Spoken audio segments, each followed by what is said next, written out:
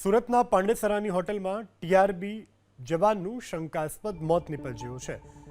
સુમિતા નિમજે નામની ટીઆરબી જવાન કે જેનું શંકાસ્પદ મોત થયું છે। ટીઆરબી જવાનનો હોટલમાંથી ગળે ફાંસો ખાધેલી હાલતમાં મૃતદેહ મળી આવ્યો છે। ટીઆરબી જવાનના મોતનું કારણ અકબંધ છે। હાલ તો પોલીસે વધુ તપાસ શરૂ કરી છે, પરંતુ અગમ્ય કારણોસર આત્મહત્યાને લઈ અને પરિવારજનોએ કહ્યું છે કે આ આત્મહત્યા નહીં પરંતુ હત્યા છે। હવે પોલીસ આ દિશામાં વધુ તપાસ હાલ કરી રહી છે। સુમિતા નિમજે કે જેઓ ટીઆરબીમાં ફરજ બજાવતા હતા।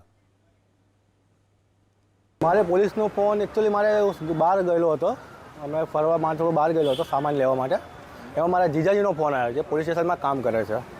એને મને વિડીયો કોલ કરીને બતાવ્યું કે આકાશ કે આ કોણ છે કે પછી મને વિડીયો મેં કીધું આ સુચિતા કરતા હતા ના કે ડિંડોલી કરતા હતા મારા। પછી મેં વિડીયો કોલ કરી મને બતાવ્યું, એના મારા વાઈફના હાથમાં ટેટુથી હું ઓળખી ગયો કે મારી વાઈફ છે।